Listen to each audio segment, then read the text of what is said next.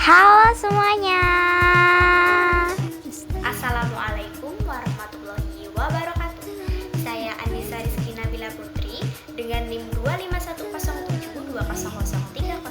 Pada kesempatan kali ini saya akan memenuhi tugas UAS dari mata kuliah Ilmu Pengetahuan Bumi dan Antariksa, yaitu membuat video pembelajaran dan media belajar untuk mengajarkan materi siklus air.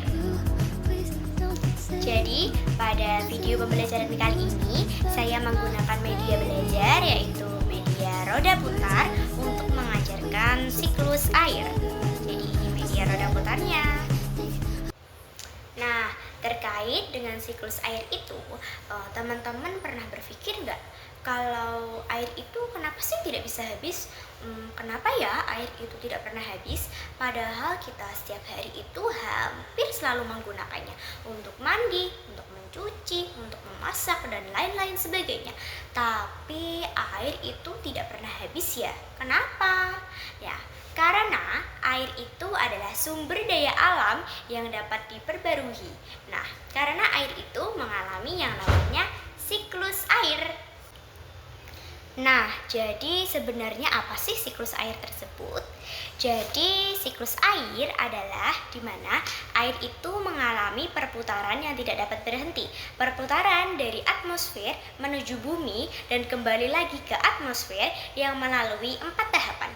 Tahapan yang pertama adalah tahapan evaporasi, tahapan yang kedua adalah tahapan kondensasi, tahapan yang ketiga adalah tahapan presipitasi, dan tahapan yang terakhir adalah tahapan infiltrasi. Nah, terkait untuk tahapan-tahapannya, mari kita belajar bersama-sama. Yang pertama adalah tahapan evaporasi.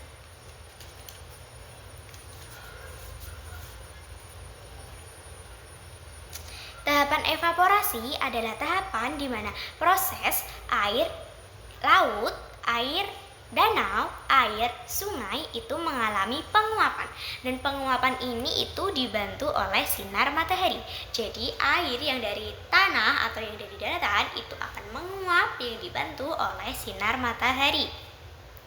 Yang kedua adalah tahapan kondensasi. Setelah penguapan selesai, yaitu tahapan kondensasi. Kondensasi ini membentuk awan. Jadi, air yang tadinya menguap akan membentuk awan. Dan proses ini dinamakan dengan proses kondensasi atau tahapan kondensasi. Nah, yang ketiga adalah tahapan presipitasi.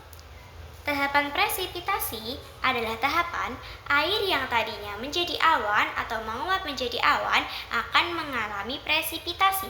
Presipitasi ini adalah membentuk hujan atau yang mengakibatkan hujan. Jadi presipitasi ini hujan ya teman-teman. Nah, tahapan yang terakhir adalah tahapan infiltrasi.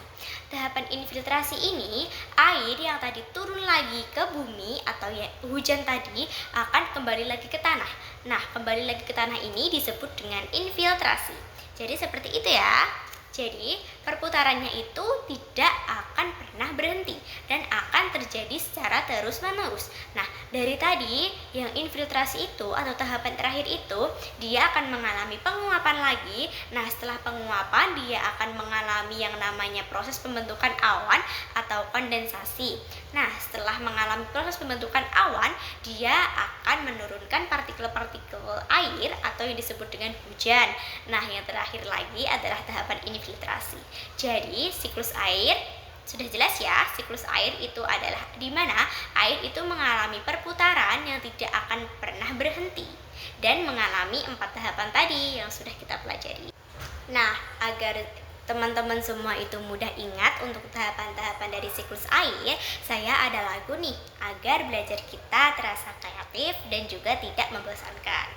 1, 2, 3. Penguapan itu namanya evaporasi. Kumpul jadi awan itu kondensasi. Air turun ke bumi itu presipitasi. Air kembali ke tanah infiltrasi. 1 kali lagi. Penguapan itu namanya evaporasi. Kumpul jadi awan itu kondensasi. Air turun ke bumi, itu presipitasi. Air kembali ke tanah, infiltrasi. Jadi materi tersebut yang bisa saya sampaikan, semoga bermanfaat. Terima kasih. Wassalamualaikum warahmatullahi wabarakatuh.